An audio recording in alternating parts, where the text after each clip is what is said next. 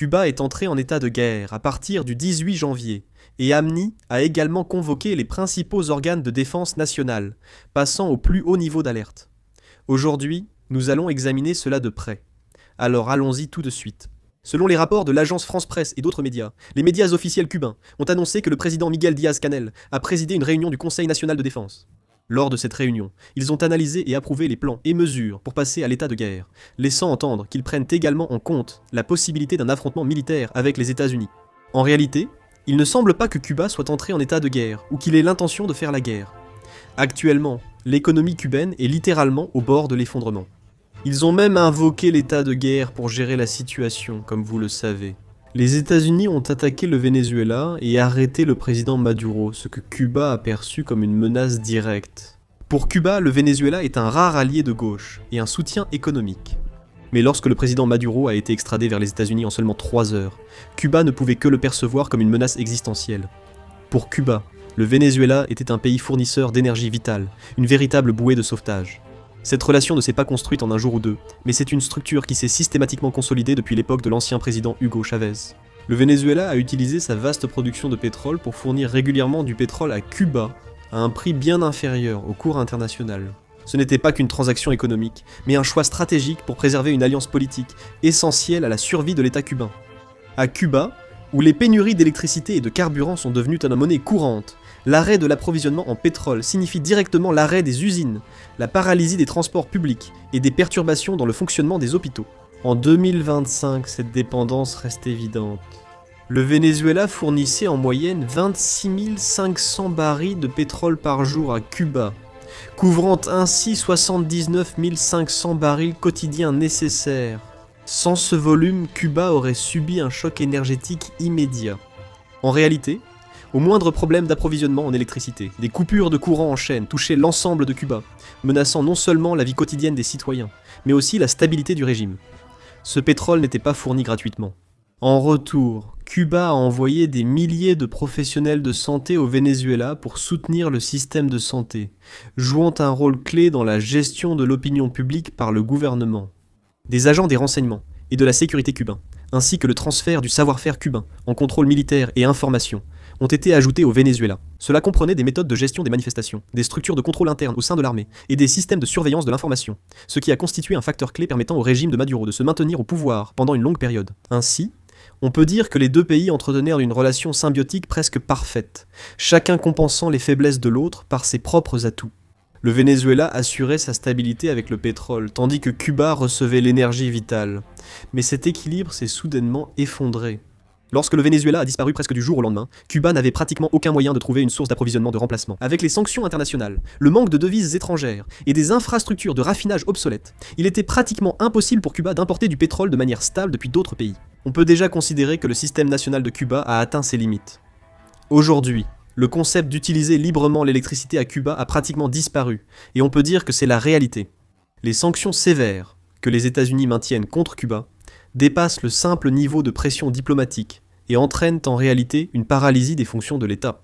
À cause de ces sanctions, il est même impossible d'importer de l'étranger les pièces essentielles nécessaires à l'entretien des centrales thermiques, et l'approvisionnement en carburant indispensable à la production d'électricité est également bloqué.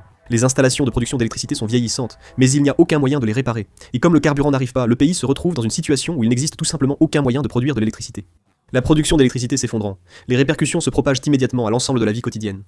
Le gouvernement cubain a suspendu les cours et demandé aux organismes et entreprises de limiter le travail sur site au personnel essentiel, les autres travaillant à domicile ou restant chez eux. Ce n'est pas un problème d'efficacité, mais d'impossibilité de faire fonctionner les bâtiments sans électricité.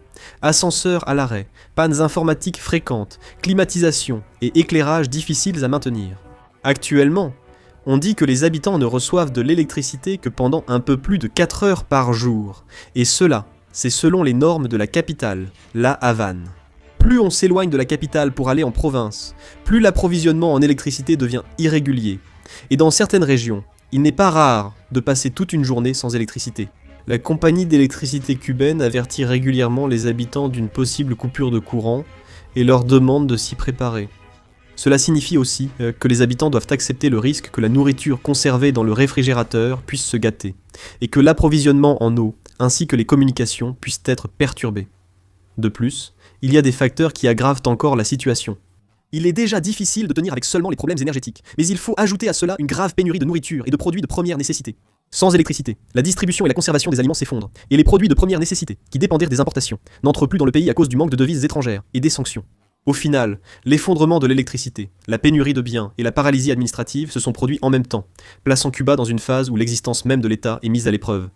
En somme, Cuba fait face à la plus grande crise de son histoire, avec toutes les conditions les plus difficiles pour le maintien d'un État moderne qui éclate simultanément.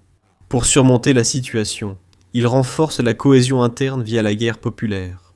Ainsi, cela ne se limite pas seulement au domaine économique, mais ils se préparent également à des entraînements militaires. Ils organisent des exercices militaires pour les citoyens, tels que le lancer de grenades réelles ou le démontage et le remontage d'armes à feu, afin de renforcer leur préparation en cas de guerre. Cependant, le président Terrompeux continue de montrer qu'il veut augmenter la pression sur Cuba. Immédiatement. Le président Terrompeux a averti sur Truth Social le 11 janvier qu'aucun pétrole ni argent du Venezuela n'irait à Cuba, incitant à négocier avec les États-Unis rapidement. Le président Terrompeux pense qu'en bloquant les ressources et liens avec le Venezuela, il peut provoquer un effondrement interne sans intervention militaire, juste en coupant les flux financiers. Le gouvernement cubain a immédiatement réagi à cela.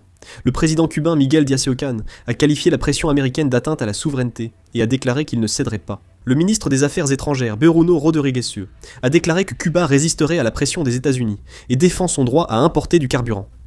Mais Cuba a-t-elle vraiment des options ? Avant l'attaque contre le Venezuela, la pénurie d'énergie était déjà grave, et maintenant le Venezuela ne les soutient plus. L'Observatoire espagnol des droits de l'homme à Cuba indique que 90% des Cubains vivent en pauvreté extrême, et 70% sautent un repas par jour. Là-bas, même les fonctions gouvernementales sont pratiquement paralysées. L'arrêt de la collecte des ordures a gravement détérioré les conditions sanitaires. Comme les importations de produits médicaux sont interrompues, le système de santé s'était effondré depuis longtemps. Une pension de 180 000 wons ne suffit pas pour acheter une boîte d'œufs à 220 000 wons, rendant la vie mensuelle impossible. Avant, le gouvernement cubain assurait 10 jours de provisions par mois, mais il ne parvient plus à distribuer l'essentiel. Le sénateur Rick Scott a prédit l'effondrement de Cuba en 2026 ou 2027 et jugé que la chute du régime Maduro serait décisive pour Cuba. Ici, le seul espoir pour Cuba reste le Mexique. En 2025, le Mexique exportera 12 284 barils de pétrole par jour vers Cuba. Le pétrole mexicain représente 44% des importations totales de pétrole de Cuba, ce qui en fait la première source. Ce chiffre augmente.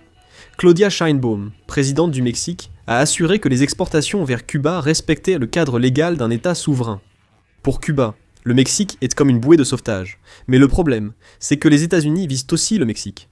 Récemment, le président Trump a déclaré à plusieurs reprises qu'il attaquerait les cartels mexicains. La révision cette année de l'accord de libre-échange États-Unis-Mexique-Canada devrait aussi mettre la pression sur le Mexique. Si le Mexique arrête d'exporter vers Cuba, ce sera la fin pour Cuba. Si Cuba connaît une nouvelle chute simultanée de l'électricité, de la nourriture et de l'administration, les cauchemars du passé pourraient revenir. Après la chute de l'Union des républiques socialistes soviétiques dans les années 1990, l'économie cubaine s'est effondrée et des milliers de Cubains ont fui vers la Floride sur des radeaux et bateaux pneumatiques. Il y a eu la soi-disant crise des réfugiés du Balsero. Même à l'époque, dès que le contrôle interne à Cuba s'est affaibli, la population a rapidement perdu confiance, et la mer est devenue la dernière échappatoire pour survivre. Certains estiment même que la situation actuelle est pire qu'à cette époque. Cuba n'est qu'à 150 km de la Floride, rendant le continent américain beaucoup plus proche qu'il ne l'est pour les réfugiés du Moyen-Orient ou d'Afrique. Quand la société cubaine atteindra un point de non-retour, des centaines de milliers de réfugiés pourraient arriver rapidement. Ces réfugiés mettront immédiatement la Floride et Miami sous pression, posant aux États-Unis un problème national, dépassant l'aspect humanitaire et touchant sécurité, politique et élections. C'est pourquoi, même si les États-Unis exercent une forte pression sur le régime cubain en apparence, ils font des calculs complexes pour éviter que l'effondrement interne ne devienne incontrôlable. Si les États-Unis abandonnent Cuba, ils devront gérer seuls les conséquences. Renforcer la garde côtière, accueillir les réfugiés, gérer le désordre local et l'impact sur l'opinion en Floride. Au final, la question cubaine n'est plus une affaire de politique étrangère, mais un enjeu directement lié à la politique intérieure américaine. C'est précisément pour cette raison que les États-Unis adoptent une attitude ambivalente, cherchant à exercer une pression maximale sur Cuba tout en tentant de gérer la situation. L'effondrement de Cuba deviendrait aussitôt un problème pour les États-Unis dès le franchissement de la frontière, plaçant Washington dans une situation très risquée. Que pensez-vous de la situation actuelle à Cuba ? N'hésitez pas à laisser vos commentaires. C'est ainsi que se termine la vidéo. Merci beaucoup.